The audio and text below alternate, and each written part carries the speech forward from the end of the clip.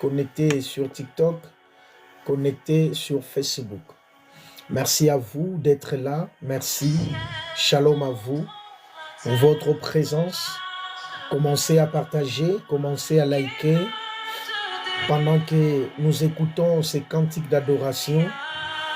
Alléluia. Pendant que vous adorez avec moi, commencez à liker, commencez à partager ce moment. Le Seigneur est au contrôle. Partagez, partagez. Likez, bien-aimés dans le Seigneur. Envoyez des pouces, envoyez des cœurs, envoyez des cadeaux, tapotez sur TikTok, envoyez des cadeaux. Faites-les pour la gloire de Jésus. Faites-les pour protéger notre programme. Bonsoir à vous, bonsoir, bonsoir et bonjour de partout où vous êtes. Shalom, la paix de Dieu soit votre partage. Que la paix de Dieu commence à localiser quelqu'un ce soir. Que la paix de Dieu soit le partage d'un homme et d'une femme.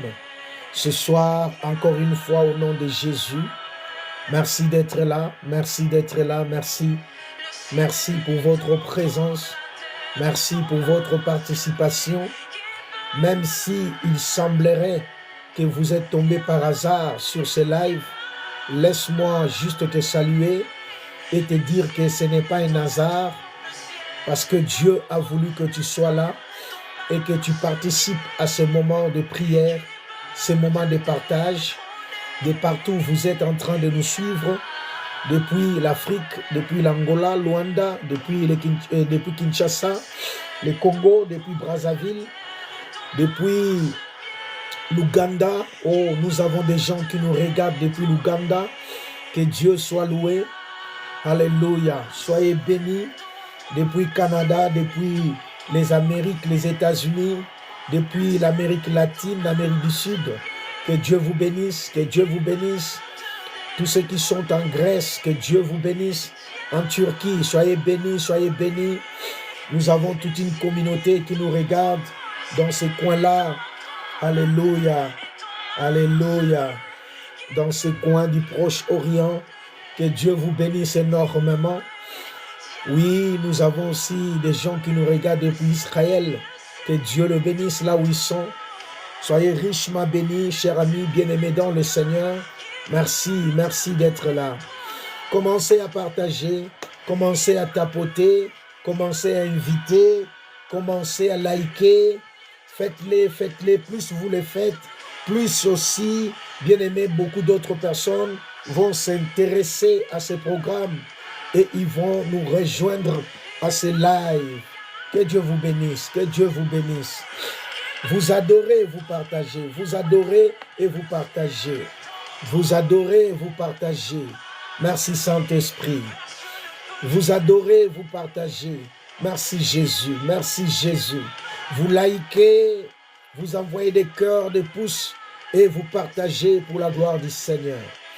Merci Saint-Esprit. Merci Jésus. Merci Jésus. Oh mon Dieu, merci Seigneur. Merci Seigneur, merci Seigneur, merci Seigneur, merci Seigneur. Alléluia, alléluia, alléluia, alléluia, alléluia. Seigneur, nous te rendons gloire pour ta présence, pour ton esprit. Nous sommes là, oh Dieu, encore une fois. Seigneur, dans ces 26e jours de notre programme de jeûne et prière pour 40 jours, Seigneur, étends ta main sur nous.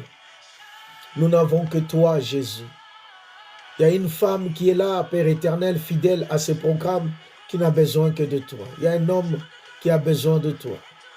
Quelqu'un, Seigneur Dieu, par ce programme, a pris une décision, Papa, d'aller plus loin avec toi, de foncer encore, de foncer, Seigneur Dieu, dans sa marche avec toi.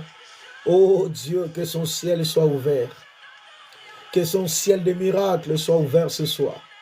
Que le ciel des faveurs soit ouvert. Seigneur, viens réconforter, consoler, soulager quelqu'un. Saint-Esprit, parle-nous, enseigne-nous, instruis-nous. Éduque-nous, Seigneur, nous avons besoin de toi. Que tous les malades soient guéris. Au nom de Jésus, au nom de Jésus. La Bible dit, tu as guéri tous les malades. Seigneur, tu n'as pas changé. Fais-les encore aujourd'hui. Fais-les encore en ce jour. Que tous les malades soient guéris. Seigneur Dieu, réponds aux cris du cœur. Réponds, Seigneur Dieu, au désespoir. Réponds, Père éternel, aux lamentations du cœur. Je te prie, ô Dieu, étends ta main sur nous. Accorde-nous ta faveur. Besoin de toi, Seigneur. Oui, besoin de toi. Besoin de toi, ô Dieu. Au nom de Jésus. Amen. Amen et amen, amen, amen. Laisse-moi encore une fois de plus nous saluer. Shalom à vous. Bonsoir. Merci d'être là. Bonjour pour d'autres personnes. Que Dieu vous bénisse. Merci d'avoir choisi ces programmes et de participer, de partager la parole du Seigneur avec nous. Nous bénissons Dieu. Nous savons que de nous-mêmes, nous sommes rien. Nous sommes incapables.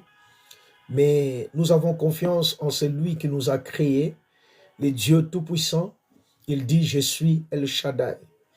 Et vous savez, plusieurs fois, Dieu venait souvent dans la vie de ceux-là qui lui faisaient confiance. Quand il les voyait chanceler, quand il les voyait tituber, quand il les voyait commencer à lâcher un peu prise ou à perdre un peu d'espoir ou confiance, il venait souvent marteler et en les rappelant qui il est. Parce que le miracle de Dieu dépend de la révélation que tu as de Dieu. C'est que Dieu pour toi, c'est ce qu'il sera réellement pour toi. Ça, c'est quelque chose que nous devons toujours avoir en tête de nos vies. Voilà pourquoi quand Moïse lui demande le nom, Moïse lui dit, mais tu m'envoies aller parler en ton nom. Je sais, nos pères nous ont raconté l'histoire que tu t'es révélé à notre ancien, à notre père Abraham, à notre aïe Abraham. Ce sont des histoires. On a entendu parler de toutes ces choses. Mais nous voulons savoir aujourd'hui, si tu m'envoies là, au fait, aller me présenter devant ce peuple, je dois leur dire quoi? Qui es-tu? Qui es-tu? Quel est ton nom? Dieu lui dira, je suis. Tu leur diras mon nom et je suis. En réalité, le je suis, ce n'est pas un nom. Le je suis, c'est la nature de Dieu. Ce n'est pas un nom en soi, mais c'est ce qu'il est, c'est ce qu'il représente, parce que Dieu n'a pas de nom. Que personne ne vous trompe. Il y a des gens qui enseignent, non, nous avons reçu la révélation du nom de Dieu. Dieu n'a pas de nom. Raison pour laquelle même l'expression « je suis » en hébreu, c'était YHWH. Ce n'est qu'après qu'on a rajouté des voyelles. Mais ce nom-là, au fait, cette appellation-là, on ne la prononçait même pas. C'est-à-dire, même dans le livre sacré, là où il y avait l'appellation de ce nom, si on peut dire, on ne lisait pas ça. On n'avait pas droit de le lire. On ne lisait pas, on ne prononçait pas. Parce qu'on se disait que c'est tellement sacré. Dieu n'a pas de nom. Quand il dit « je suis », au fait, le « je suis », ça définit ce que la personne est. Je suis qui? C'est-à-dire, moi, je suis. Mais le reste que vous pouvez rajouter à ce « je suis » là, dépend de vous. Si tu m'appelles « je suis Shalom », la paix, je serai paix pour toi. C'est-à-dire, je suis la définition de tout.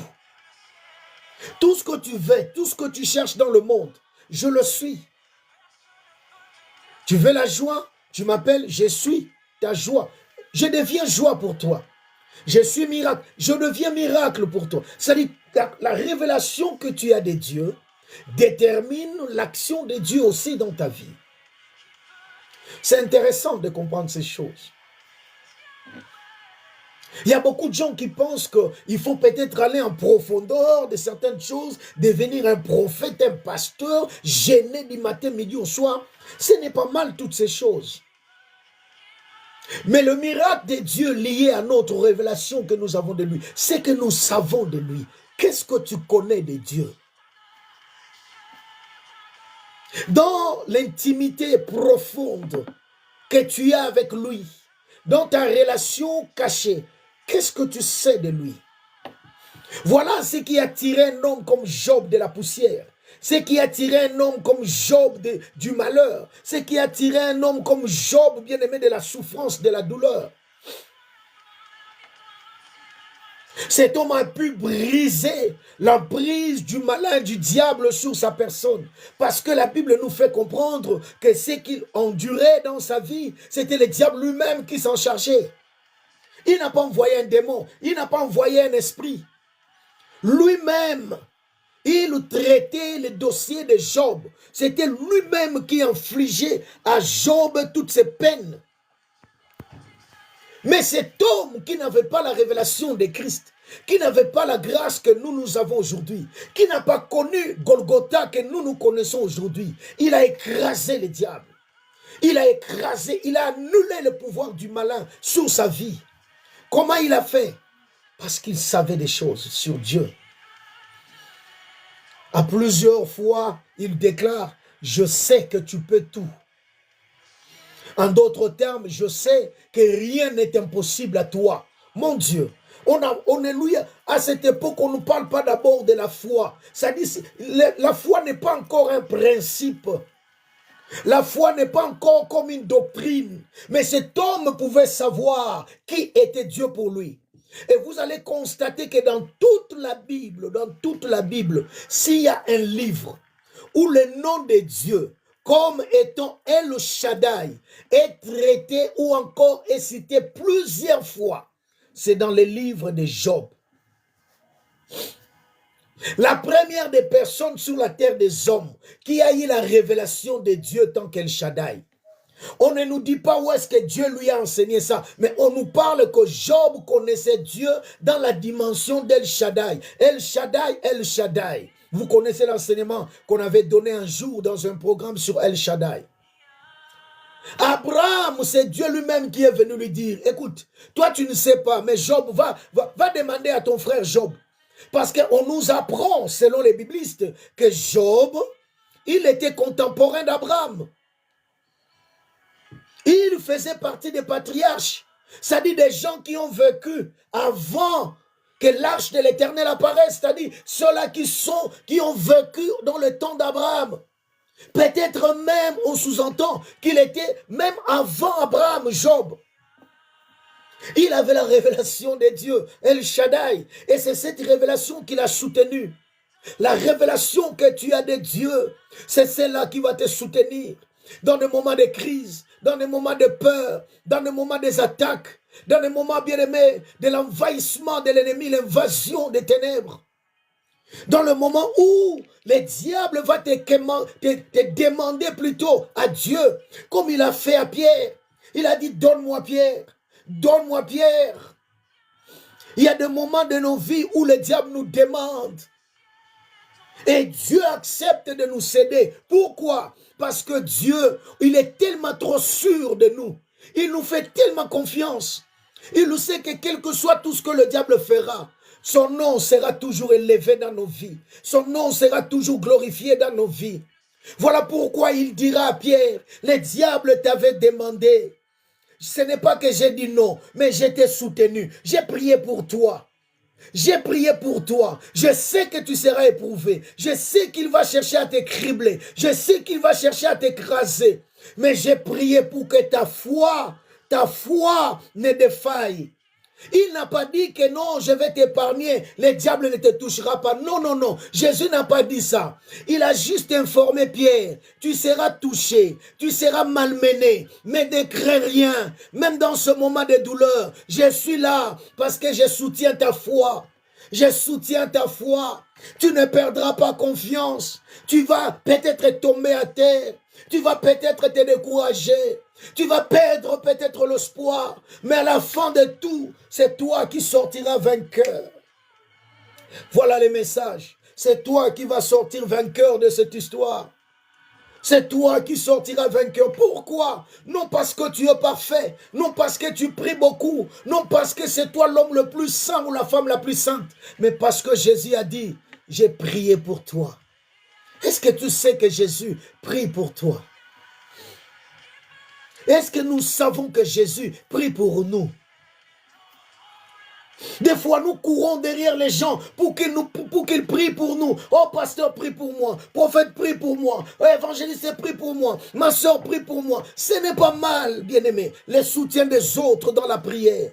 Mais est-ce que tu sais, au-delà de toutes ces prières, Jésus prie pour toi? Je ne parle pas d'un homme. Je ne parle pas de ton pasteur. Je ne parle pas de moi.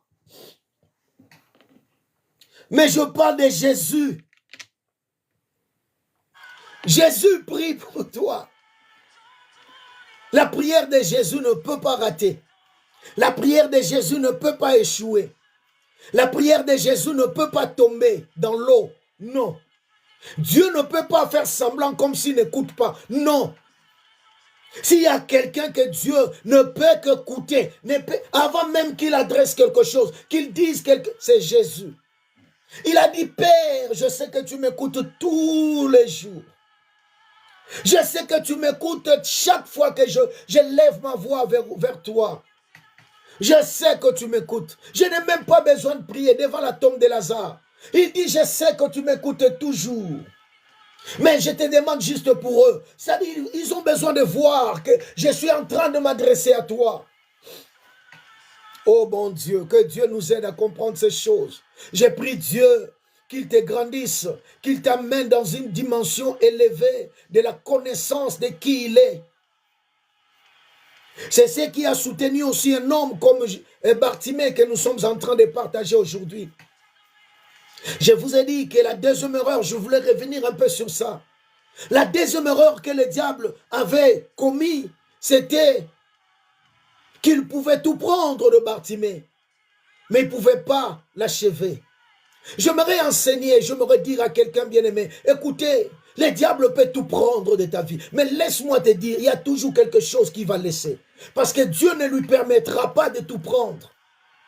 Dieu ne va pas lui permettre de tout prendre dans ta vie. Le diable, il dit à Pierre, Satan t'a réclamé, Satan, il m'a dit, Satan, j'ai vu Satan, il m'a dit, donne-moi Pierre, donne-moi Pierre. J'ai dit, bon, d'accord, prends-les. Et il ne t'a pas demandé pour te cajoler. Il ne t'a pas demandé pour te bercer. Non, il t'a demandé pour te cribler, te détruire, te massacrer.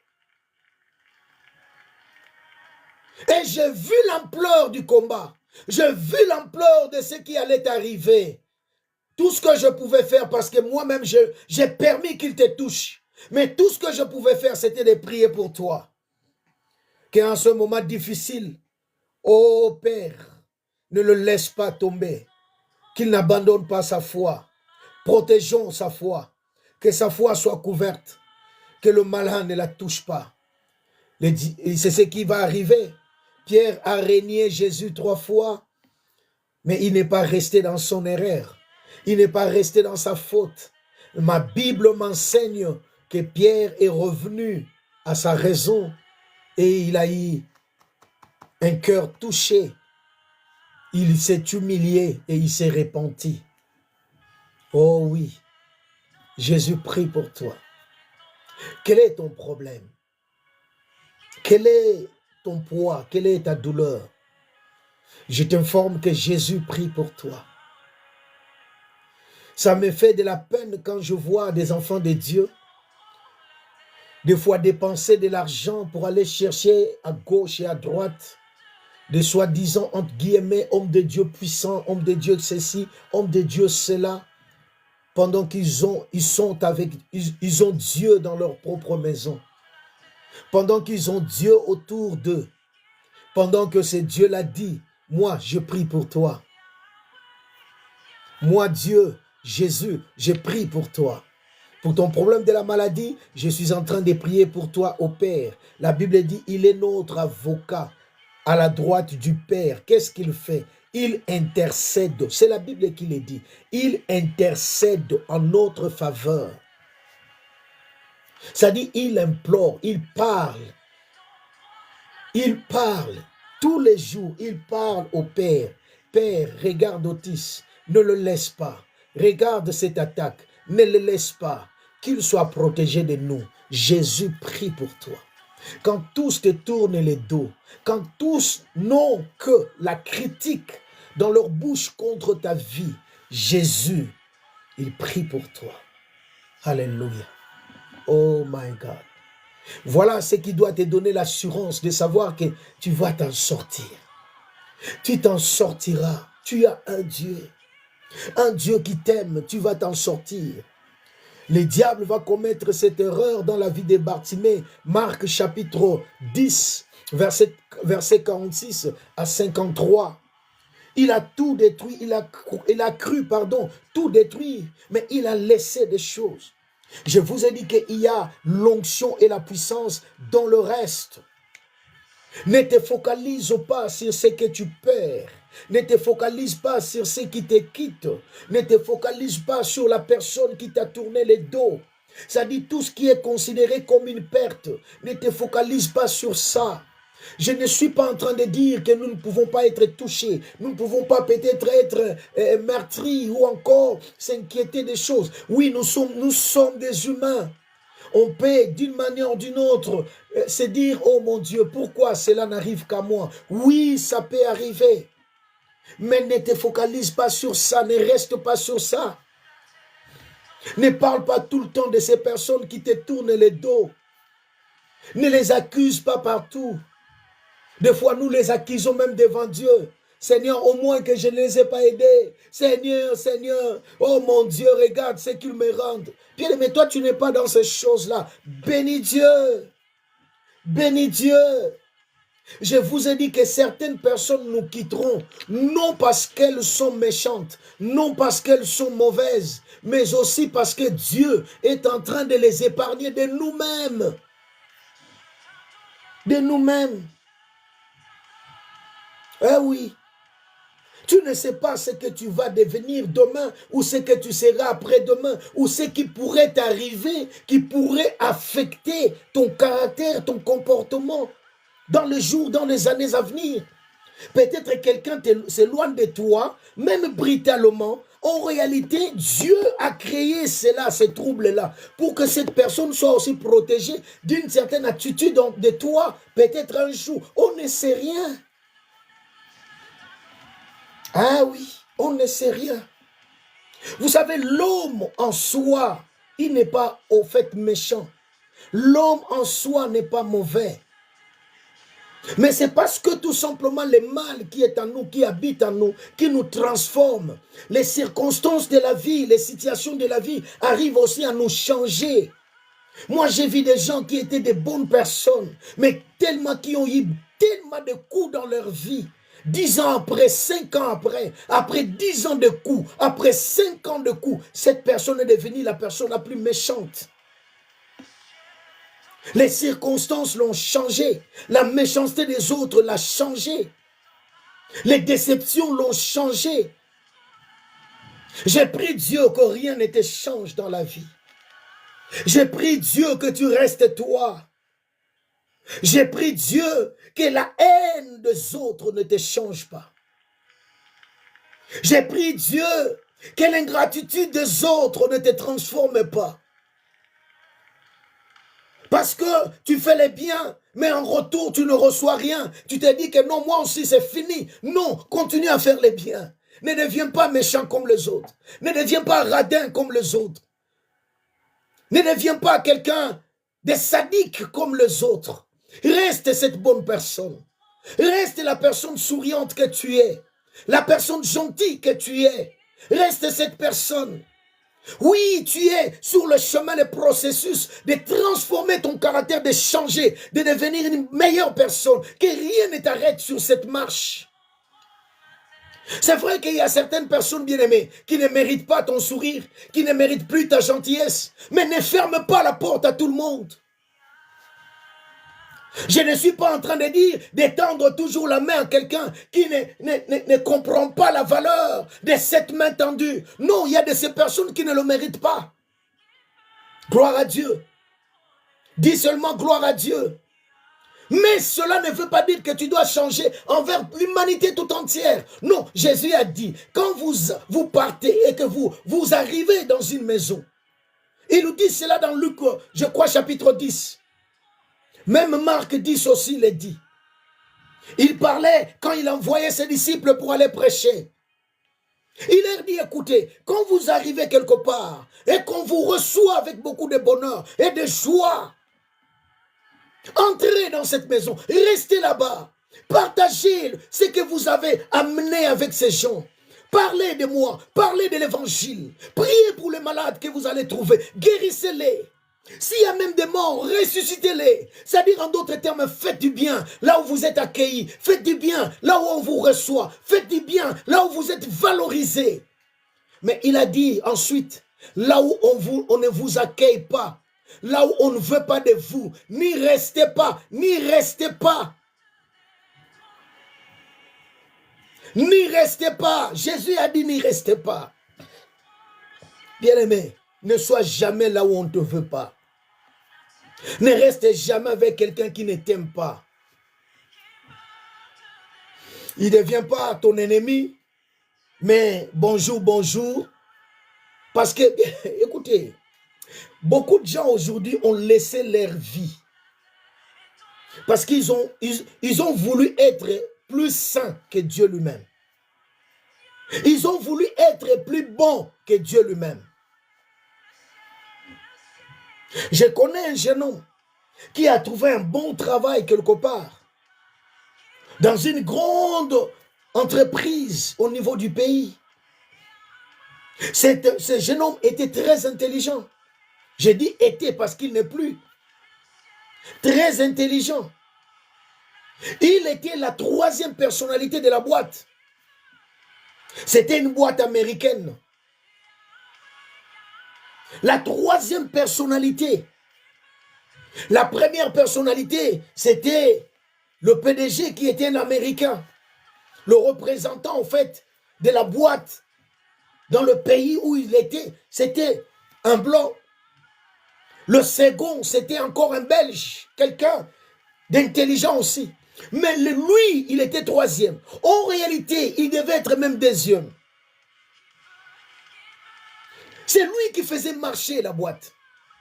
C'est son intelligence qui était, je dirais, le soubassement de cette boîte.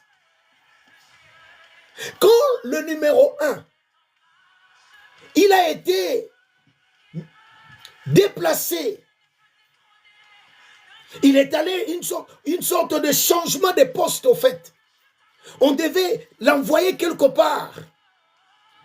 Alors maintenant la décision, en fait, le conseil général de la boîte depuis les États-Unis avait en quelque sorte de nouvelles de tous les travailleurs qui étaient dans cette boîte, dans ce pays. Et tous pensaient que c'est lui qui devait devenir le numéro 1. Je vous parle d'un jeune homme. Je connais sa grande sœur. Je connais ses problèmes parce que quand ça a commencé, on en avait parlé. Oh mon Dieu. C'est lui qui devait devenir le premier dans la boîte. Parce que, bien aimé, c'est lui qui avait la maîtrise de ce qui se faisait dans cette boîte. Mais le Belge là n'était pas content. C'est lui qui était un peu son chef. Il n'était pas content. Parce qu'il pressentait que c'est lui qui devait devenir son chef. Et vous savez qu'est-ce qu'on lui a fait? Il a été empoisonné pour la première fois. D'arsenic. Poison meurtrier.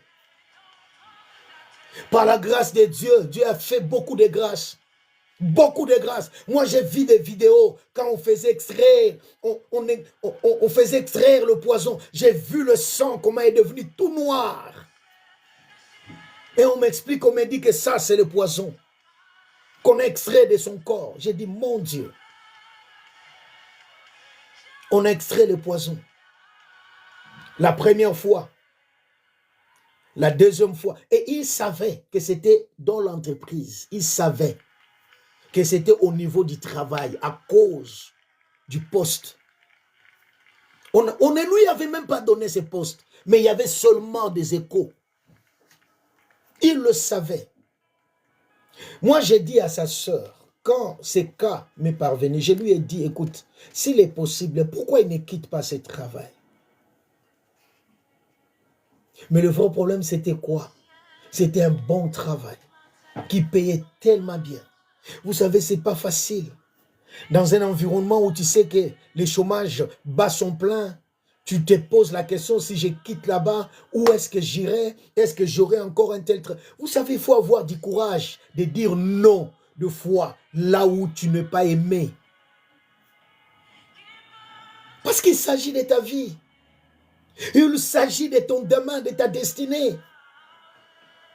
On lui a fait cette proposition. On lui en avait parlé. Il a dit non, je ne quitterai pas. Dieu est au contrôle. Bien-aimé, écoutez, quelqu'un qui a essayé de te tuer une fois et il voit, il constate que ça n'a pas marché.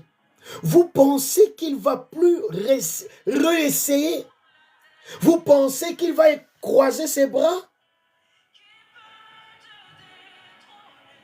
Et c'est comme ça. Pendant qu'il était encore en convalescence, le second est venu. Vous savez, il y a de ces poisons, quand ça rentre dans les corps, même Dieu lui-même te regarde, il te dit, mais écoute, je t'ai aidé pour la première fois. Je t'ai sauvé pour la première fois. Mais c'est une manière pour te dire, c'est bon. Connais les principes de la parole. Là où tu n'es pas aimé, fais tes clics et tes claques. Pars, sors. Sors. Ne sois pas plus bon que Dieu lui-même. Il a dit, on ne t'accepte pas, quitte. Bye bye. Toi, non, toi, tu veux être plus que lui. Il a tout sous contrôle. Mais lui, il a dit quitte. Toi, tu dis non, je reste. Tu as beaucoup plus de foi que lui-même. Que Dieu nous aide à comprendre ces choses, cher ami. C'est ce qui a fait que le deuxième poison, on ne l'a pas épargné, on l'a perdu. Il est resté pour le travail. Il pensait que Dieu était au contrôle.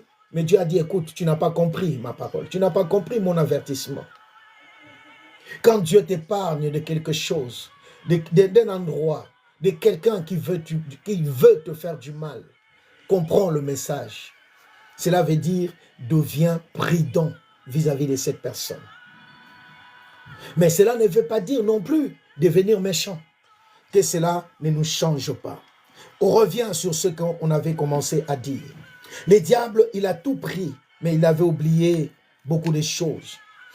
Dieu est le Dieu du reste. Focalise-toi sur ce que le diable n'a pas touché. Ne te focalise pas, ne te concentre pas sur ce que tu as perdu. Il a détruit ses yeux, mais il n'a pas détruit sa vie. Ta destinée est liée à ton identité. Le diable ne peut pas toucher l'identité spirituelle que tu portes. Alors, bien-aimé, attache-toi à cette identité. Oh mon Dieu, ton nom, c'est un nom de gloire. Ton nom, c'est un nom de miracle. Ton nom, c'est un nom de faveur. Il y a une onction dans le reste. Dans ce qui t'est resté, bien-aimé, il y a la gloire. Il y a la gloire. Ne te focalise pas sur ce qui est en train de partir. Ne te focalise pas sur ce qui est en train de te lâcher. Le peu de farine et le peu d'huile qui te reste ou qui t'est resté peut changer à jamais ta destinée. Rappelez-vous de cette histoire. Et le prophète Élie arrive quelque part. Elle demande à une femme de lui faire un gâteau. La femme dit, je n'ai rien, je n'ai que peu de farine et peu d'huile. L'homme de Dieu a dit, vas-y, avec le peu qui t'est resté. Tu ne sais pas ce que Dieu m'a dit.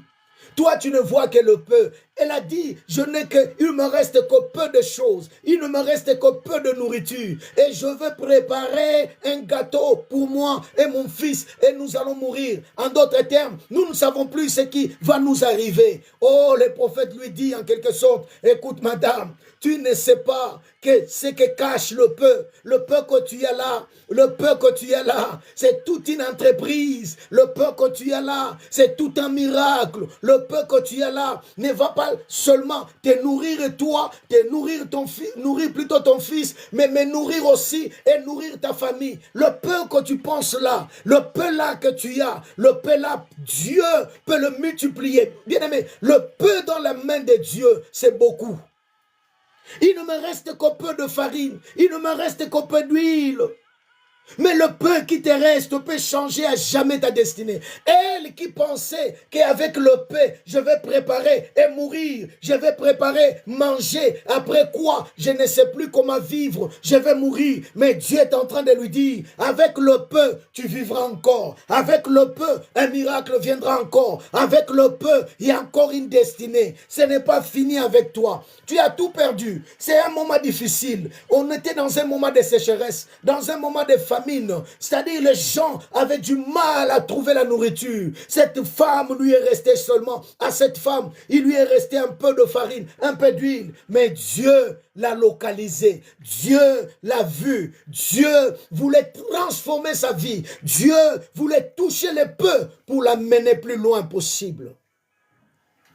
Il est le Dieu qui appelle à l'existence ce qui n'existe pas comme si cela était. Il recommence et retravaille dans le reste, je l'avais dit. Le prophète quelque part a dit, car le Tout-Puissant aura pitié du reste de Joseph. C'est le grand prophète Ésaïe qui l'avait dit. Le Tout-Puissant aura pitié du reste. Dieu a toujours pitié du reste. Le peu qui te reste là. Ils ont crié parce qu'ils t'ont tourné le dos, c'est fini. Ils ont crié parce qu'ils ne sont plus tes amis, c'est fini. Oh, laisse-moi dire à quelqu'un, Dieu te donnera d'autres amis meilleurs que ceux que tu as perdus. Dieu te donnera d'autres relations meilleures que ce qui est parti. Dieu te donnera un autre travail meilleur que ce que tu as été licencié. Dieu fera beaucoup parce qu'il est le Dieu qui trouve sa gloire dans ce qui est paix, dans ce qui est peu, pardon. La Bible dit la terre était informe et vide. Il y avait des ténèbres à la surface de l'abîme. Le diable pensait tout détruire. La terre est devenue informe. La terre est devenue vide. Mais il a oublié de toucher les eaux. La Bible dit, dans ce qu'il a oublié, l'Esprit de Dieu a pris le contrôle. Le Saint-Esprit prendra toujours le contrôle de ce qui t'est resté dans la vie. Alléluia. L'Esprit de Dieu prend toujours le contrôle du reste. Le prophète Ésaïe nous dira plus loin, le plus petit se transformera en milliers et le plus insignifiant en nation puissante. C'est moi l'Éternel qui atterrai ces choses en leur temps. Ésaïe 60, verset 22. Alléluia. Le plus petit se transformera en milliers. Ce qui semble être petit, insignifiant, deviendra des milliers de milliers. Dieu va les multiplier. Les plus insignifiants va devenir une nation puissante. Une nation puissante. C'est lui qu'on écrasait, qu'on humiliait. Dieu est en train de dire, tu deviendras puissant. Oh, je prophétise sur ta vie, que le ciel te lève, que le Dieu de la gloire te lève, que les mêmes personnes qui t'ont humilié, qui ont rié sur toi, qui se sont moqués de ta vie, qu'ils soient étonnés de te voir devenir grand, de te voir devenir puissant, de te voir devenir meilleur, de te voir devenir béni de Dieu. Alléluia. Et le ciel dit ceci, je hâterai ces choses en leur temps. C'est moi Dieu qui le dit. Je ne le ferai plus tarder, mais ça va précipiter, ça va venir en vitesse.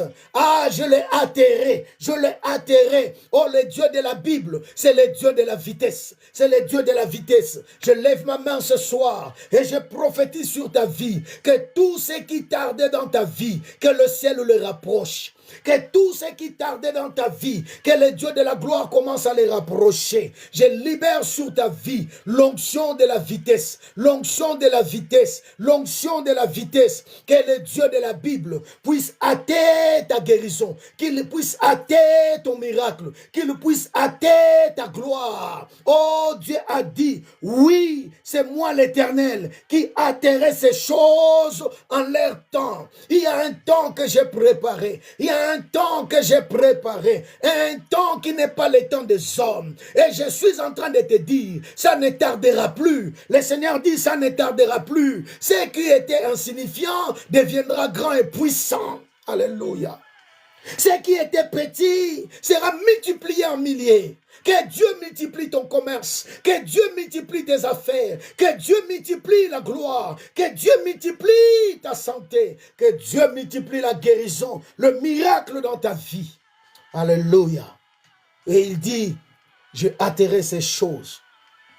Écoutez, dans 1 Samuel chapitre 3, il y a une histoire qui nous est racontée. 1 Samuel chapitre 3. Oh, je sens dans mon esprit de revenir sur le reste.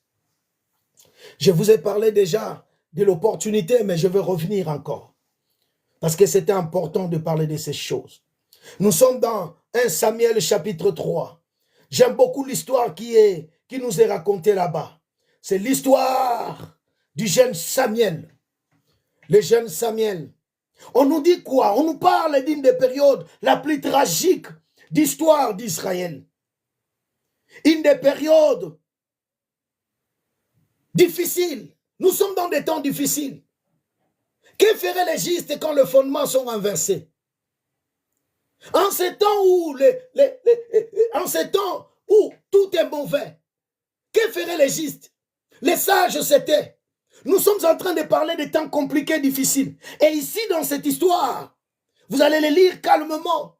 Vous allez voir, on nous parle d'une des périodes la plus tragique d'histoire d'Israël. Israël est plongé dans le péché. Et non seulement dans le péché, mais Dieu s'est retiré de son peuple. Dieu n'était plus avec son peuple. Waouh! Quelle tragédie. Il est dit qu'en ces temps-là, écoutez ce qui est écrit. Il est dit qu'en ces temps-là, quand vous lisez le verset 1, la parole de l'Éternel était rare. En ces temps-là, les visions n'étaient pas fréquentes. On nous dit que la parole de Dieu était rare et les visions n'étaient plus fréquentes. Qu'est-ce que cela veut dire? Ça, c'est une saison prophétique. En fait, on nous parle de quelque chose de prophétique qui se ressemble à notre temps. La parole de Dieu est devenue rare aujourd'hui. Les gens préfèrent raconter n'importe quoi, même devant la chair. Ils préfèrent régler leurs différends devant la chair. Ils préfèrent faire ce qu'on appelle chez nous les randos, même devant la chair. On ne prêche plus aujourd'hui. Les gens aiment prêcher des choses qui leur plaisent. Ou encore des choses qui plaisent aux gens qui les écoutent. Ils veulent faire plaisir aux gens. Parler du mal, du péché, parler des bonnes choses, parler de la parole est devenu aujourd'hui un problème. La parole est devenue rare. On raconte sur Dieu, on raconte sur Jésus, mais la parole est devenue rare. Aujourd'hui, c'est très difficile d'entendre quelqu'un prêcher la parole du Seigneur, entre guillemets, et que tu écoutes le message. Quelque chose est en train de s'enflammer au-dedans de toi. Où sont, bien-aimés, ces prédications? Où sont ces messages? Qui, comme au temps des apôtres, les gens ont écouté? Et bien aimé, allez lire Actes chapitre 2. L'apôtre Pierre est en train de parler, de prêcher. Lisez sa prédication dans Actes chapitre 2. Si un prédicateur aujourd'hui se lève, il commence à prêcher le message qu'avait prêché Pierre ce jour-là, on va dire, mais quel message? Il n'y a rien de profondeur. Parce qu'il parlait. Au fait, il est en train c'est un discours.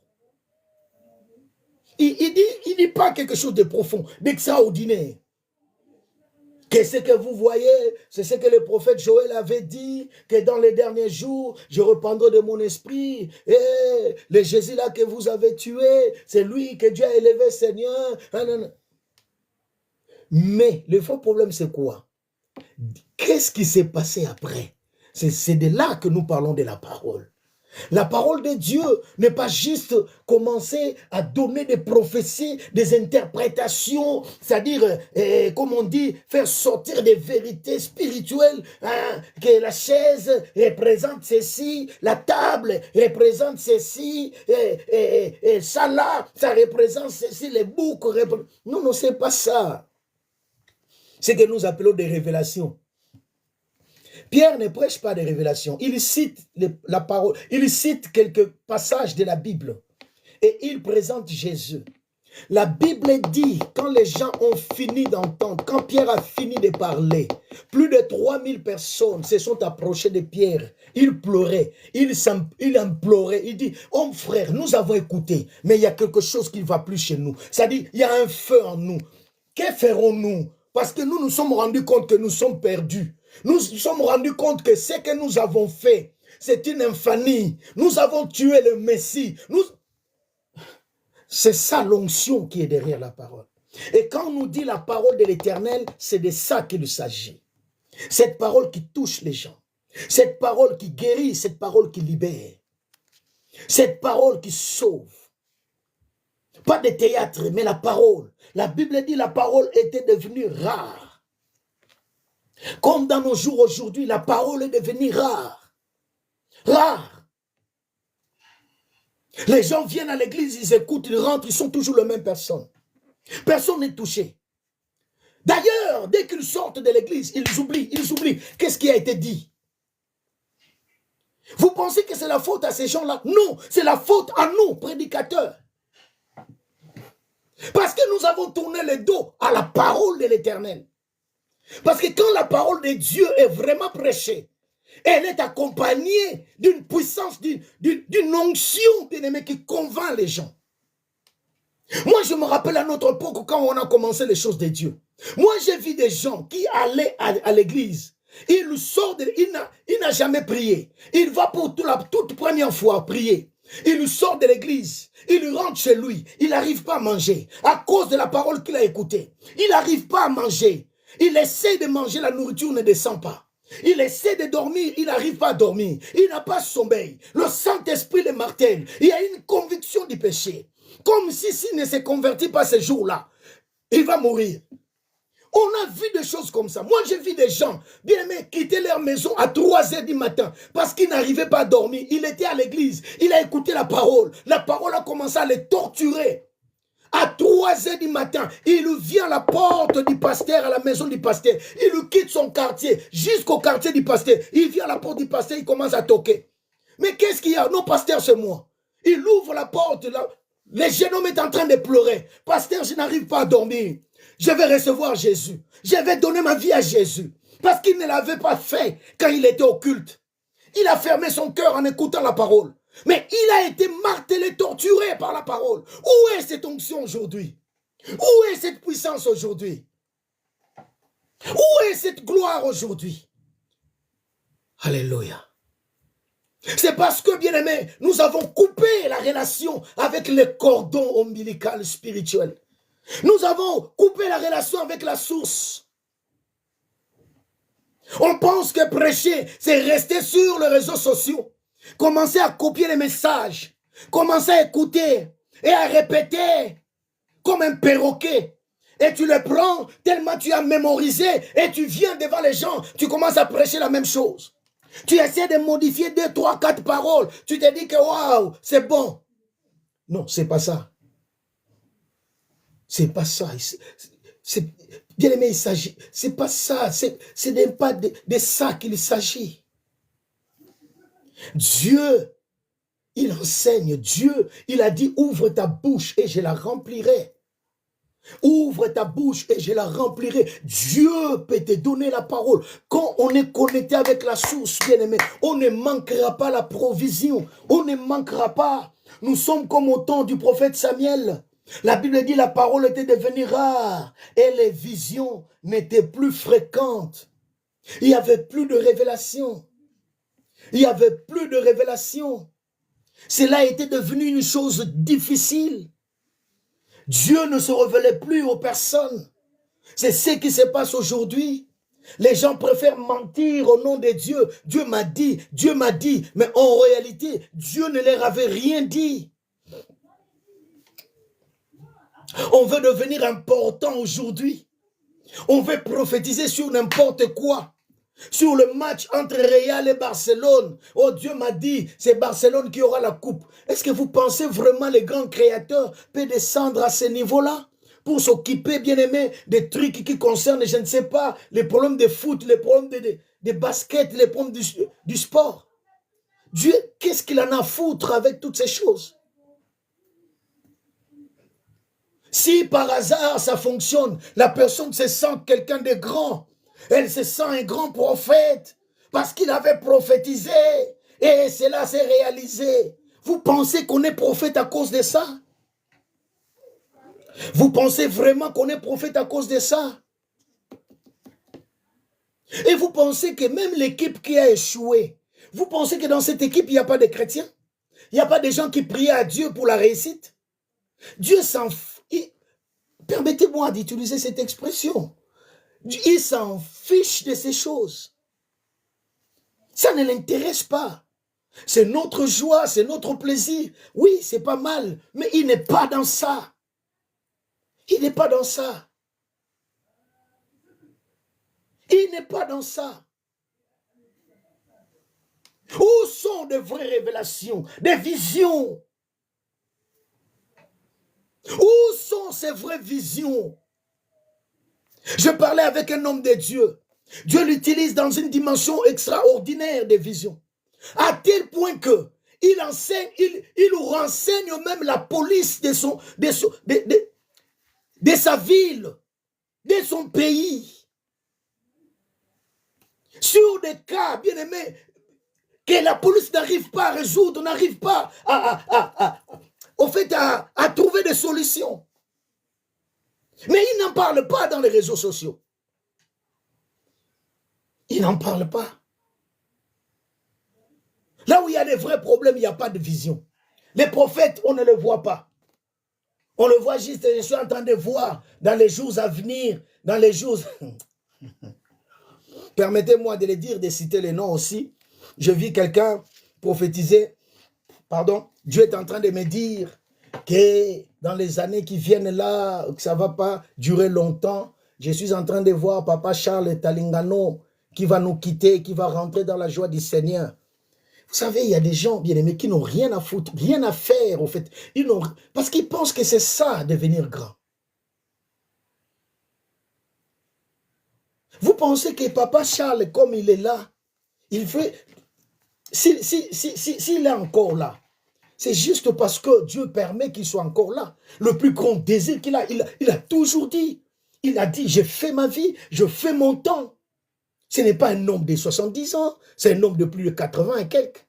C'est-à-dire, il est là, il dit, tout ce que... J'ai déjà vu le ciel, moi. C'est-à-dire, si je continue à rester, parce que Dieu me permet encore de rester, c'est-à-dire, tout ce que je désire, c'est d'aller là-bas.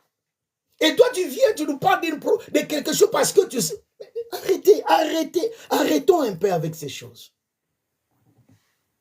Toi, tu penses étonner qui? Ou épater qui? C'est ça le vrai problème aujourd'hui dans nos églises, des visions. Des vraies visions de Dieu sont devenues moins fréquentes. La plupart de ce qui se dit, bien aimé, ce ne sont que des théâtres. Des gens, ils veulent se confirmer. Je ne dis pas tout le monde. Mais que Dieu nous aide à comprendre ces choses. La Bible dit en ces temps-là, la parole de Dieu était devenue rare et les visions étaient moins fréquentes. Mais gloire soit rendue à Dieu. Car la Bible dit, même si tout semblait disparaître, même si tout semblait s'éteindre, la Bible nous dit ceci, la lampe de Dieu n'était pas encore éteinte. Alléluia. La parole est devenue rare, les visions moins fréquentes, mais il y avait une petite lampe qui continuait encore à s'allumer. La lampe de Dieu n'était pas encore éteinte. Le diable a réussi à briser l'adoration. Il a réussi à renverser les sacerdoces. Parce qu'on nous parle d'un sacrificateur à cette époque, mais qui était corrompu, lui et ses enfants. Le diable a réussi à tourner la tête et le cœur de tout le peuple contre Dieu. Mais il y a une chose qui n'a pas réussi à détruire complètement. C'était la lampe. Il y avait encore une petite lumière dans la maison de Dieu. Il y avait encore une petite lumière. Et la Bible dit, à cause de ce qui est resté, Dieu a fini par parler. Là où la parole était devenue rare, mais vous allez constater avec moi que Dieu a fini par se manifester. Au moment où la parole était devenue rare, Dieu a fini par parler parce que la lampe de Dieu n'était pas encore éteinte. Alléluia. Il est celui qui ne brise point les roseaux cassés et n'éteint point la mèche, qui fume. Écoutez, bien-aimés, jusqu'à ce qu'il le fait triompher la justice, dit la Bible. La Bible dit que Dieu, le Dieu de la Bible, il ne casse pas, il ne brise pas les roseaux qui est cassé. Les roseaux qui est cassé, Dieu ne le brise pas. Dieu ne brise pas les roseaux cassés. Il n'éteint pas non plus la lampe qui fume. C'est-à-dire, tant qu'il y a encore une petite lumière, un petit feu, Dieu viendra et agira. Ce qui importe est que, bien-aimé, tu restes là où Dieu, ou encore là où Dieu peut parler. Et la Bible nous dit quoi quand vous lisez cette histoire? La Bible nous dit ceci, que le jeune Samuel était couché dans le temple de l'Éternel où était l'arche de Dieu. Le verset 3, la lampe de Dieu n'était pas encore éteinte et Samuel était couché dans le temple. Reste dans le lieu de miracle. Reste là où Dieu t'attend. Reste là où Dieu veut te voir. Même si tout semble être détruit autour de toi. Mais toi, reste dans ce que le diable n'a pas touché. Reste, bien-aimé, dans cet environnement de la grâce et de la faveur. Pendant que la parole est devenue rare, les visions moins fréquentes, mais regardez l'attitude de ces jeunes hommes. Il dormait dans le temple, tout près de l'arche. Tout près de l'arche. Il dormait dans le temple, tout près de l'arche. Il dormait dans cette présence, là où la lumière était vacillante. C'était dans cet environnement de cette lumière vacillante que Dieu a fini par parler. La Bible dit au verset 4, « Alors l'Éternel appela Samuel. » Dans cet environnement où Dieu ne parlait plus, dans cet environnement où tous ont tourné le dos à Dieu, dans cet environnement où tous étaient désespérés, ils pensaient que Dieu les a abandonnés. Même lui-même, les sacrificateurs, il commençait à s'en foutre même du sacerdoce. Ses enfants commençaient à voler même dans le temple. C'est-à-dire, plus rien de bon, bien-aimé, ne pouvait sortir encore de ces lieux. Et tout semblait, il y avait un silence total. Ça donnait l'impression comme si le ciel est devenu tout noir. Tout est devenu dur. Pourquoi prier? Parce que Dieu ne parle plus. Il n'y a plus de révélation, il n'y a plus de vision. Mais Dieu vient, il commence à parler. Bien-aimé, en cette saison, je suis en train de dire qu'il y a une génération, il y a une race de personnes qui vont faire la différence. Là où les gens ne voyaient plus le miracle, là où les gens ne voyaient plus Dieu, là où les gens ne pouvaient plus entendre quoi que ce soit, mais il y a un jeune homme, un tout petit enfant qui entend Dieu. Dieu lui parle, Dieu vient, il les localise et il parle. La Bible dit Dieu appela Samuel. Au point que Samuel, même pendant que Dieu l'a appelé, lui il va aller répondre au sacrificateur Élie. Il dit, sacrificateur, papa Élie, je suis là. Il pensait que c'était Élie qui l'avait appelé. Il y a beaucoup de choses à dire là-dessus aussi. Mais le vrai problème, c'est quoi? Cela nous prouve qu'ils ne connaissaient pas, ils ne savaient pas que Dieu parle. Ils vivaient dans une saison, dans un moment, dans une époque où Dieu ne parlait plus. La Bible dit, la parole était devenue rare. On n'entendait plus Dieu, on ne voyait plus les choses de Dieu. Mais regarde l'attitude. Même s'il y avait ce chaos, même s'il y avait cette situation, mais il dormait. Là où il y avait l'arche. L'arche représente le trône de Dieu. L'arche représente, bien aimé, cette adoration profonde. C'est là où Dieu descend. L'arche représente l'intimité. C'est là où le jeune Samuel dormait toutes les nuits. Il dormait là-bas. Oh mon Dieu. Il n'est pas un sacrificateur. La Bible nous montre que seul le sacrificateur pouvait s'approcher de l'arche. Ce jeune homme n'est pas un sacrificateur. Il n'est pas né d'une famille, il n'est pas issu d'une famille sacerdotale. Mais écoutez bien aimé, ce n'est pas un problème de quoi? D'héritage, ce n'est pas un problème de qualité, ce n'est pas un problème de ce que tu as reçu quelque part. Mais c'est un problème de cette intimité que tu veux avoir avec le ciel. C'est un problème bien aimé de ta destinée. Et ce jeune homme consacré à Dieu, il apprend que si je veux voir les choses changer, je dois rester là où il y a Dieu. Je dis à quelqu'un, reste dans le lieu de miracle. Reste dans l'environnement de la faveur. Reste dans la vie des prières. Même si tu ne vois pas les résultats aujourd'hui, ce n'est pas ça le problème. Même si tu ne sens pas, oh bien aimé, ce n'est pas ça le problème. Il y a des gens qui veulent sentir. Il y a des gens qui veulent voir pour savoir que ça fonctionne. Je dis à quelqu'un, même dans le silence le plus profond, ça marche. Même dans le silence le plus profond, ça fonctionne. Même quand le ciel devient dur, oh laisse-moi te dire que Dieu peut déchirer ce ciel dur, pardon. La Bible dit si seulement tu descendais et que tu déchirais le ciel. Alléluia. Oh my God. Il est monté au ciel. Il est descendu du ciel. il pouvait déchirer les ciels à tout moment. Je dis à quelqu'un que le Seigneur Jésus va déchirer ton ciel. Même quand tout semble dur et compliqué, le ciel sera ouvert et Dieu descendra pour toi. Je dis à quelqu'un, il descendra pour toi. Reste dans la présence de Dieu. Là où les gens ne voyaient plus de choses qu'ils voyaient autrefois, Dieu a repris contact avec son peuple. Je dis à quelqu'un, le ciel reprendra contact avec toi. L'onction reprendra contact avec toi. Le miracle reprendra contact avec toi. La gloire va reprendre contact avec toi. Dieu est entré en contact avec Samuel. Il dit, écoute, je pouvais tout faire. C'est vrai, ces gens, ils m'ont tellement irrité que j'ai tourné le dos à ces personnes. Je ne parlais plus, je ne me manifestais plus. Mais là, à cause de ce que ce jeune homme fait, à cause de la lampe qui n'est pas encore éteinte, il y a quelqu'un qui était là en train d'allumer encore la lampe. C'était le jeune Samuel. Parce qu'il devait rester, il devait dormir là. Oh bien-aimé, s'il devait dormir là, ça ne devait pas faire nuit, ça ne devait pas faire noir. On devait quand même mettre la lumière. Et c'était à ce jeune homme de s'en occuper. Dieu a vu qu'une petite lumière continue encore à rayonner, à illuminer la salle. Je dis à quelqu'un, Dieu est dans le reste.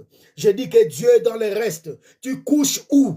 Tu dors où? C'est quoi coucher? C'est quoi dormir? Quand nous dormons, bien aimé, nous nous étalons. Nous posons nos têtes sur un oreiller. Alléluia. Tu dors où? Où est-ce que tu te concentres? Là où tu mets tes pensées, là où tu mets ton cerveau, là où tu mets toute ton attention. Tu dors où? La Bible dit Samuel couchait là où il y avait l'arche. Alléluia. Oh mon Dieu. La Bible dit Samuel était couché dans le temple de l'Éternel où était l'arche. Il couchait dans le temple. Il avait une chambre quelque part. Il a dit non, pas la chambre. Je couche là. Je vais surveiller que la lumière ne soit pas éteinte. Même si c'est une petite. Parce que je sais que ce Dieu-là, il finira par se manifester. Il finira par parler. Je dis à quelqu'un ce soir, étant un prophète de Dieu, le ciel finira par entrer en contact avec toi. Ah, je vois Dieu entrer encore en contact avec quelqu'un. Je vois Dieu entrer encore en contact avec quelqu'un. Le miracle va te revisiter. La gloire reviendra encore dans ta vie. Le miracle viendra encore dans ton main, dans ta vie, dans ton ministère, dans ta maison. Je dis que le ciel est en train de s'ouvrir. Le ciel va te lever. Tu as perdu. Ça donne l'impression que tu avais tout perdu. Mais Dieu est en train de tout prendre en charge. Il va entrer en contact avec toi. Entre en contact avec la grâce. Entre en contact avec ta grâce. Entre en contact avec ton miracle. Attends Dieu qui t'appelle par ton nom. Dieu dit ma fille, ce n'est pas encore fini. Il dit mon fils, ce n'est pas encore fini. Oh mon enfant, ce n'est pas encore fini. Ce que je n'ai pas fait aux autres, je vais commencer à le faire avec toi. Là où les choses étaient rares, là où tout était devenu rare et moins fréquent, Dieu a fini par se révéler puissamment. Il a fini par parler, bien-aimé, de ces mêmes lieux, là où on ne parlait plus, là où il ne se manifestait plus, il a fini par parler. J'ai dit à quelqu'un, le ciel finira par parler. Alléluia. Il finira par parler avec toi. Dieu parlera en ta faveur. Il parlera en ta faveur. Dieu parlera. Il citera ton nom. Dans des réunions mystiques, le ciel va parler. J'ai dit à quelqu'un, le ciel va parler. Il finira par parler sur ton problème. Et il est dit de Bartimée que Jésus s'arrêta. Oh, écoutez, il se retrouve dans une situation difficile, dans une situation de douleur, dans une situation où il devient mendiant. Mais écoutez, même quand les gens essayaient de l'arrêter, même quand les gens essayaient de le compliquer, il a dit, je ne laisserai pas passer Jésus. Je ne laisserai pas passer Jésus. Il a commencé à courir derrière Jésus. Il est resté dans cet environnement. On lui a dit que c'est Jésus qui passe. Bien aimé, il pouvait rester. Et Jésus était parti. Mais il a dit non, je dois le suivre. Il commençait à tâtonner. Mais il était là, dans cet environnement-là. Il criait, fils de David, aie pitié de moi, aie pitié de moi. On a essayé de l'arrêter. Il a dit, c'est mon jour, c'est mon opportunité, c'est ma saison. Je ne m'arrêterai pas. Oh, bien-aimé, je crois que de mauvaises personnes l'ont pris. Ils l'ont dévié des chemins. Ils l'ont dévié. Mais vous savez, quand quelqu'un devient aveugle, il a une audition qui est devenue beaucoup plus sensible. Il sait comprendre qu'on m'amène quelque part. On est en train de m'amener m'amener de l'autre côté. Mais Jésus est là-bas. Il tourne, il dit, laisse-moi tranquille. Je vais là-bas. Jésus, fils de David, aie pitié de moi. Et le fils de David a fini par s'arrêter. Il a dit, appelez-les. Ah, j'ai dit à quelqu'un, Dieu s'arrêtera et il dira, appelez-les. Il va se concentrer sur toi. Il n'est, oh mon Dieu, Jésus était en train de partir, mais il s'est arrêté pour se concentrer sur Bartimée. Je dis à quelqu'un, le ciel va se concentrer sur ton cas. Dieu va se concentrer sur ton problème. Dieu va se concentrer sur ta maladie. Il va se concentrer sur ton échec. Il se concentrera pour que les choses changent. Il a dit, appelez-les. Alléluia. Appelez-les. Est-ce que quelqu'un peut arrêter Dieu? J'en parlerai encore dans les jours qui viennent, parce qu'il y a beaucoup de choses à dire là-dessus. Oh, j'ai dit à quelqu'un, reste dans l'environnement de la grâce, parce que Dieu est le Dieu du reste. Il est le Dieu du reste. Reste dans l'environnement de la faveur. Bénis Dieu même quand tout va mal. Job a dit, je sais qu'il peut tout. Je sais que tu peux tout. Je sais que tu peux tout. Il ne l'a pas dit pendant le temps de sa joie. Il n'a pas dit pendant le temps de son bonheur. Il a dit pendant le temps de la douleur. Pendant le temps de la souffrance. Quand il a tout manqué. La femme l'a quitté. Les enfants sont morts. Les biens sont partis. Il est devenu misérable. Il a commencé à souffrir même de son corps. Il a dit, je sais que tu peux tout. Ah, Seigneur, je sais que tu peux tout. En d'autres termes, Seigneur, c'est que je sais de toi. Ne va jamais me pousser de m'écarter de toi. Je resterai dans cet environnement. Je resterai dans cette dimension. Je resterai là où tu es. Car je sais que tu es El Shaddai. Oh, tu te lèveras les derniers. Mon Rédempteur se lèvera les derniers. Et quand il se lèvera, mes yeux le verront. J'ai dit à quelqu'un, tu verras Dieu. J'ai dit à quelqu'un, tu verras Dieu. Laisse-moi encore dire à une personne, tu verras Dieu. Laisse-moi encore dire à quelqu'un, tu verras Dieu. Ne regarde pas ton âge, tu verras Dieu. Oh, même quand l'âge a avancé, tu verras Dieu. Tu sais à quel âge Dieu a commencé à se manifester dans la vie de Moïse? Est-ce que tu sais à quel âge Dieu a envoyé Moïse pour aller accomplir des choses qu'aucun homme avant lui, ni après lui, à part Jésus, n'a accompli dans ce monde? Est-ce que tu sais, il avait 80 ans. 80 ans, quand il est rentré en Égypte, 80 ans, il rentre avec les bâtons de Dieu. Ah, toi, tu n'attendras pas 80 ans. J'ai dit à quelqu'un, Dieu a dit, j'ai atterré ces choses. Je l'ai atterré. Ça ne tardera plus. Tu n'attendras pas 80 ans. Tu vas marcher avec les bâtons de Dieu. J'ai dit à quelqu'un, les bâtons de Dieu est en train d'être communiqués à ta vie. Les bâtons de la puissance, les bâtons de la différence, les bâtons de la distinction, les bâtons de l'élévation. Il rentre avec les bâtons de Dieu. L'homme de 80 ans, il rentre avec les bâtons de Dieu. Le problème avec nous, nous sommes limités par les temps, mais Dieu n'est pas limité par les temps. Dieu n'est pas limité par les temps. Il ne voit pas les temps comme nous les voyons. Il est au-dessus du temps. On l'appelle le maître des temps et des circonstances.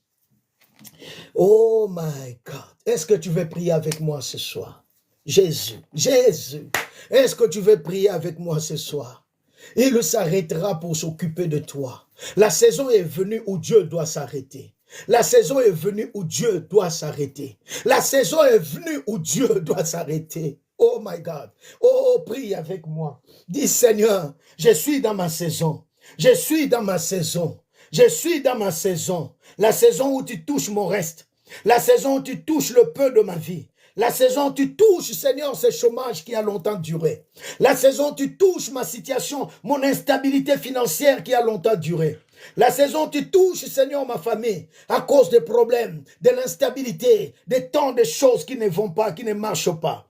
La saison est arrivée. Oh mon Dieu, la saison où je peux encore entendre ta voix. La saison où je peux encore revivre le miracle. La saison où je peux encore revivre la gloire. Alléluia. Là où la parole était rare, les visions moins fréquentes, Dieu a fini par parler. Je dis que le ciel finira par parler. Alléluia. Que le diable ne te trompe pas. Que le diable ne te fasse pas croire que c'est fini. Je dis à quelqu'un, ce n'est pas fini. Je dis à quelqu'un, ce n'est pas fini. C'est lui qui a les derniers mots, c'est Dieu. C'est lui qui a la dernière parole, c'est Dieu. Il est l'alpha et l'oméga. Il est l'alpha et l'oméga. Il est l'alpha et l'oméga. le commencement de tout et la fin de toutes choses. C'est lui qui commence, c'est lui qui conclut. Personne n'a le pouvoir de conclure en dehors de lui. Ah, je dis que personne n'a le pouvoir de conclure en dehors de lui. Aucun membre de ta famille, aucun sorcier de ta famille, aucune personne bien-aimée méchante contre toi, aucune personne, aucun de tes détracteurs ne peut finir les choses sur toi. Je dis que Dieu seul a les derniers mots. Alléluia. C'est lui qui détient le monopole. J'ai dit à quelqu'un, il a le monopole de ta vie, le monopole sur ta vie. Ah, est-ce qu'il y a un croyant ici? Est-ce qu'il y a un enfant de Dieu ici? Est-ce qu'il y a une fille de Dieu ici? J'ai dit à quelqu'un, Dieu a le monopole sur ta vie. Mon Jésus, il est en train de rentrer en contact avec toi. Le ciel rentre en contact avec toi. Est-ce que tu peux entendre le son de la guérison, l'écho de la guérison, le son du miracle, le son de la faveur? Alléluia. Il y a un message qui arrive. Il y a une grâce qui arrive. Dieu est en train d'entrer en contact avec toi. Ah, mon Dieu, les réseaux n'est pas brouillés. Les réseaux n'est pas brouillés. J'ai dit à quelqu'un, les réseaux fonctionnent. Les réseaux fonctionnent. Il est en train d'entrer en contact avec toi. Alléluia. Le ciel entre en contact avec moi. Mon Jésus, est-ce que tu veux déclarer ces choses avec moi?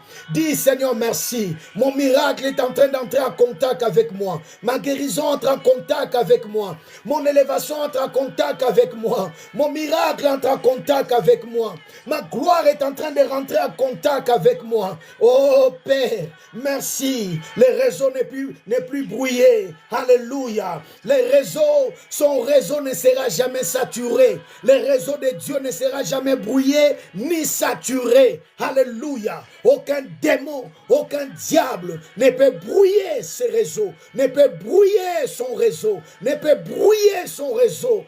Je dis à quelqu'un, le réseau de Dieu ne sera jamais brouillé et il ne sera jamais saturé. Alléluia. Il ne sera jamais saturé. Ah, que Dieu entre en contact avec toi. Reçois ta grâce ce soir. Alléluia. Dites avec moi, Seigneur, je ne quitterai pas les lieux de la gloire. Je ne quitterai pas les lieux de la bénédiction.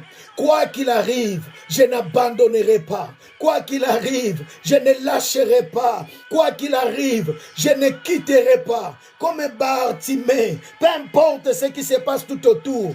Ah, je vais suivre, je vais suivre. Je sens que Dieu est à gauche. Je vais rester à gauche. Il est à droite, je reste à droite. Parce que c'est mon occasion, c'est mon opportunité. Fils de David, aie pitié de moi. Alléluia. Ah, que Dieu te voie. Que Dieu te voie. Que Dieu te voie. Je prie que Dieu te voie. Qui te voit ce soir. Qui te voit encore ce soir. Ah, mon Dieu te voit encore ce soir. Tu es malade, sois guéri. Tu es malade, sois guéri. Tu es malade, sois guéri. Je détruis toute maladie de ton corps. Je détruis toute maladie de ton corps. Je détruis toute maladie de ton corps. Dans le nom de Jésus. Dans le nom de Jésus. Dans le nom de Jésus. Je commence par sécher toute maladie de ton corps. Quel que soit son nom. Quelle que soit sa provenance. Quelle que soit son origine. Je la sèche au nom de Jésus. Sois libéré ce soir. Guéri dans le nom de Jésus. Que le ciel t'écoute. Que le ciel te voie. Que le ciel t'écoute. Que Dieu te voie, que Dieu te voie, que Dieu te voie, que Dieu te voie, que le ciel t'écoute, que le ciel t'écoute, que Dieu te voie, que le ciel t'écoute, que Dieu te voie, dans le nom de Jésus, que la main de Dieu descende sur toi, au nom de Jésus. Alléluia, alléluia, alléluia. Oh mon Dieu, que le bonheur te localise. Que la grâce te localise. Alléluia. Oh, que Dieu parle pour toi. Il finira par parler. Et quand Dieu parle, plus rien ne reste le même. Quand Dieu parle, plus rien ne reste le même. Écoutez, bien-aimés, ils étaient dans la barque. Oh, ils pensaient que la barque commençait à chavirer. Ils pensaient qu'ils allaient se noyer. Ils pensaient que c'était les derniers instants de leur vie. Ils pensaient que c'était la fin pour eux. Mais ils ne savaient pas Ils ne savaient pas que c'est lui qui était dans la barque. C'est lui qui dormait dans leur barque. Bien-aimé, quand il se lève, il parle à la mer, il parle aux tempêtes, il parle au vent. Et quand il parle, oh, le calme arrive. Oh, il finit par parler. Je prie que Dieu finisse par parler. Je prie que Dieu parle dans ta vie. J'annonce à quelqu'un, il finira par parler. Il finira par parler. Et quand il parlera, il te donnera raison. Quand il parlera, il te donnera raison. Il te dira, mon fils, oh, je suis fier de toi. Tu es resté dans le lieu de miracle. Je suis fier de toi, ma fille. Tu as dormi là où il y a l'arche de Dieu. Tu es resté là où il y a la présence de Dieu. Tu n'as pas cédé aux attaques, tu n'as pas cédé aux menaces, tu n'as pas cédé aux pressions, tu n'as pas cédé, tu n'as pas cédé. Je suis fier de toi, l'heure est arrivée que moi, Dieu, je dois prendre tout en charge. Je dis à quelqu'un, Dieu prendra tout en charge. Oh mon Jésus, mon Jésus, mon Jésus, tant qu'il est dans ta barque, la barque qui est le symbole de ta vie, tant qu'il est dans ta barque, bien-aimé, peu importe ce qui arrive, peu importe ce qui arrive, ta barque ne chavira pas, ta barque, bien-aimé, ne se noyera pas, tu ne vas pas tomber.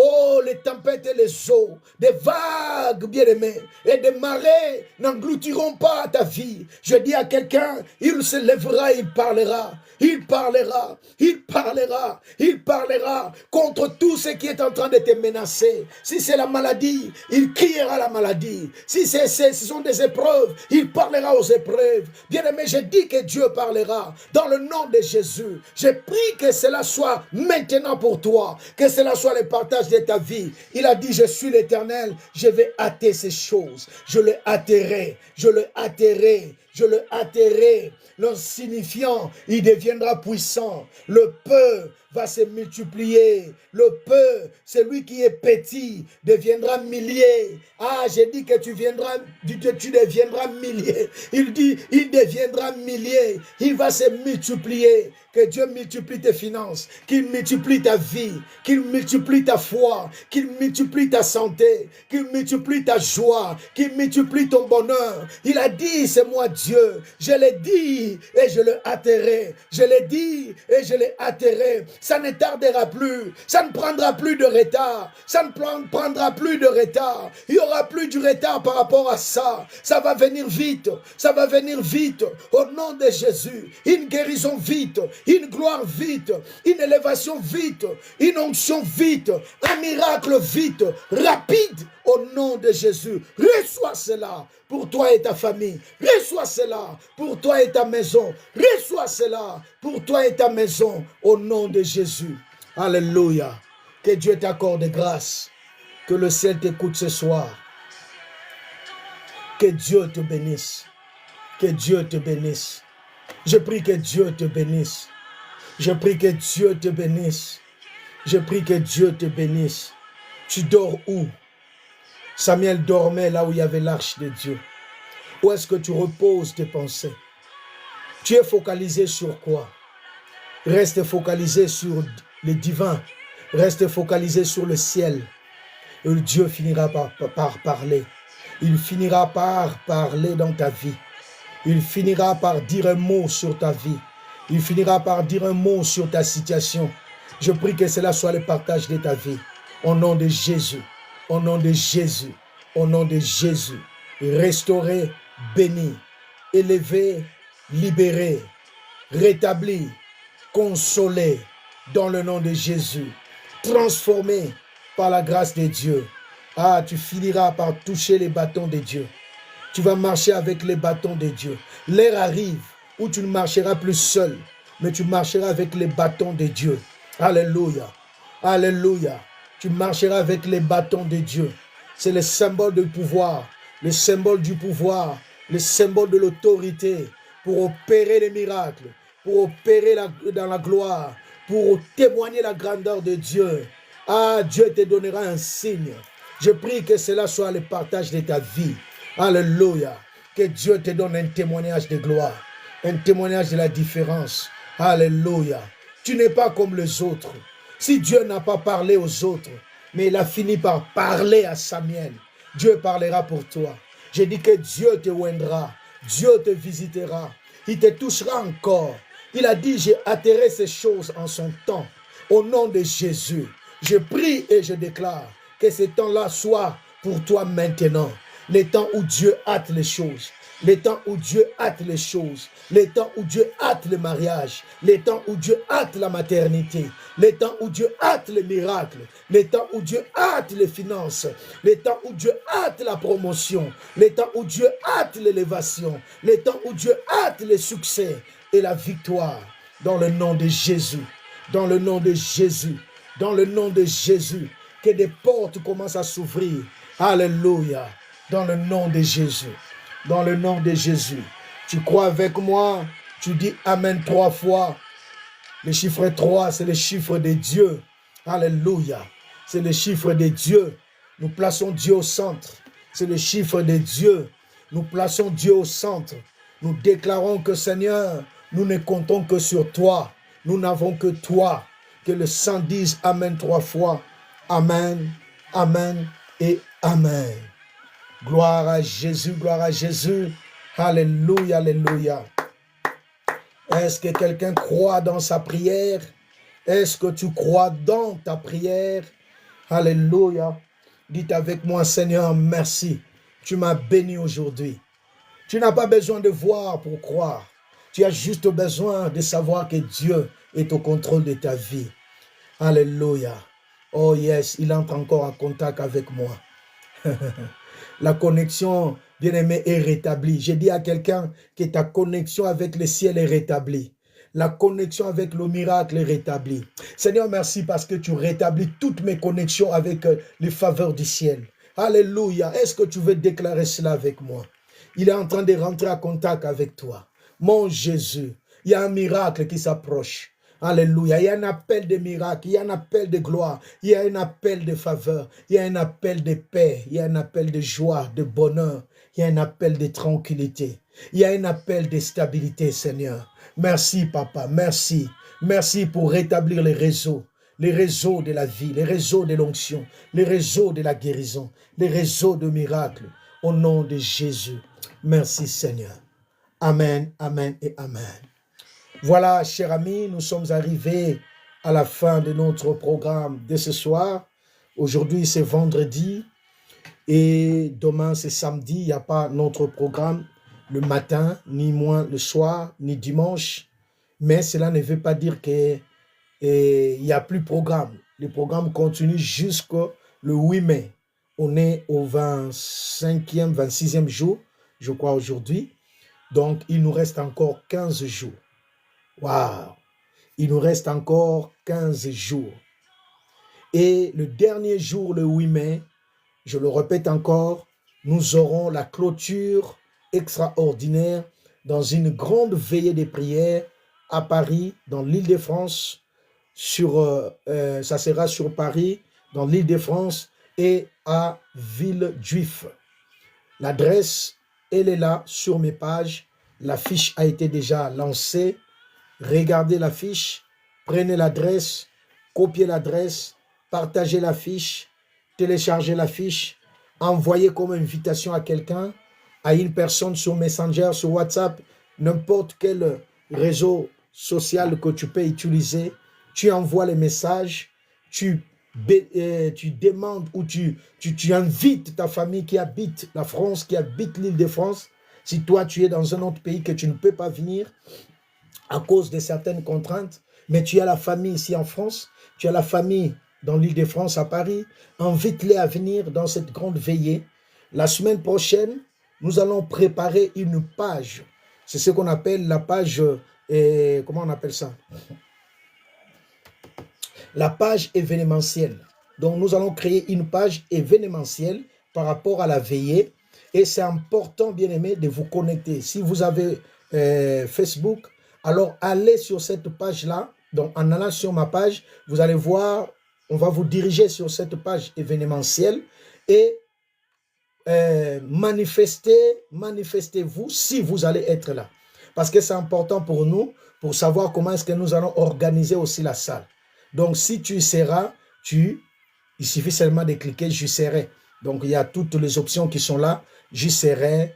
Hein, s'il est possible même d'écrire combien de nombre de personnes vous allez être. C'est-à-dire, si tu viens avec toute ta famille, nous serons au nombre de 4, au nombre de 5, au nombre de 6. Comme ça, on a une certaine idée de comment est-ce que nous allons organiser la salle. Nous ne voulons pas que quand les gens commencent à venir, de commencer à prendre des chaises à gauche, à droite. Donc, on veut vraiment avoir une idée. Bien sûr que même si nous savons qu'il y aura toujours des surprises, des gens qui vont venir, peut-être qu'ils ne vont pas voir ce que je suis en train de vous dire, qui ne vont pas manifester leur présence ou encore nous signaler qu'ils vont être là.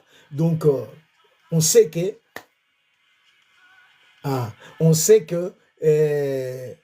ça sera toujours mieux vaut s'organiser que être surpris, voilà. Être pris comme ça par la surprise. Donc, on veut plus s'organiser parce que nous voulons bien vraiment faire les choses. Donc, si vous allez être là, allez sur cette page. Je ne sais pas si sur TikTok, on peut aussi la voir, mais on va essayer de voir dans tous nos réseaux sociaux, de pouvoir mettre ces pages-là. Donc, ce sont des pages qu'on appelle des pages événementielles, donc des pages par rapport aux événements, par rapport aux réunions, aux événements, tout ça. On va créer cela. Alors, manifestez-vous. Si vous y serez, dites ou cliquez là où il y aura mention « Je serai ». Donc, Narosala, comme on dit à Lingala chez nous. Chisaro, hein, comme on dit en italien. Alléluia, gloire à Dieu. Et aussi, nous voulons préciser encore une chose, rappeler plutôt, nous avons besoin de votre soutien. N'hésitez pas, si vous voulez nous soutenir pour la réussite matérielle de cette grande veillée. Nous sommes là, les mains grandement ou les bras grandement ouverts pour recevoir votre faveur, votre appui. Donc, contactez-nous. Il y a toutes les coordonnées qui vous seront données pour savoir comment est-ce que vous pouvez nous aider par rapport à la réussite de cette grande veillée de prière.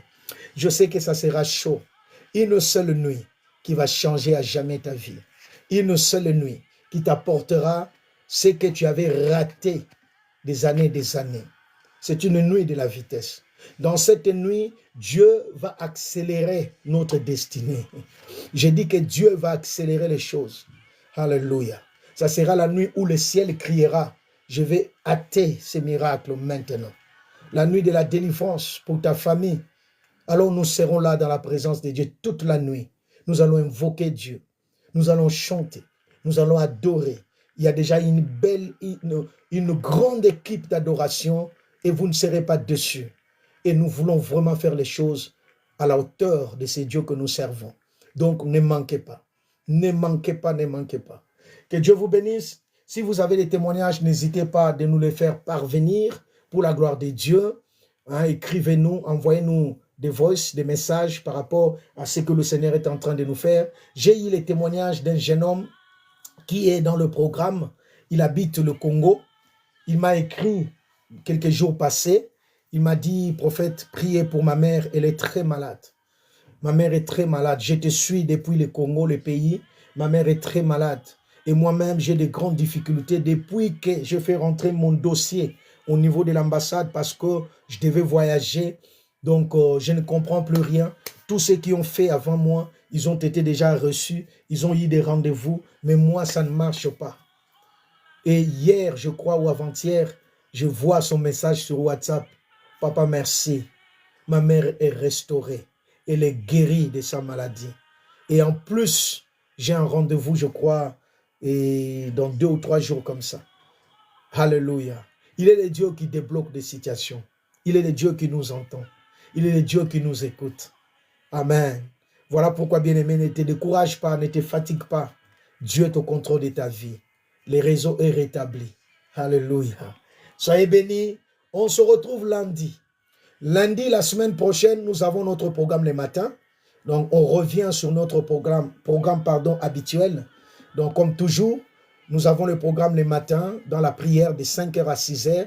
Et nous aurons aussi le programme le lundi, le mercredi et le vendredi. Le lundi, le mercredi et le vendredi, sauf imprévu. Donc, pas mardi, pas jeudi. Donc, lundi matin, on est là en prière de 5h à 6h. Bon week-end à vous. Excellent week-end de grâce et de bonheur. Restez connectés avec le ciel. Ne quittez pas l'environnement des grâces. Restez dans la prière. Cherchez votre Dieu et le Seigneur te donnera un sourire. Il te oindra. Il changera ton histoire. Soyez bénis. On se retrouve lundi. Lundi matin de 5h à 6h. Soyez bénis et bon week-end.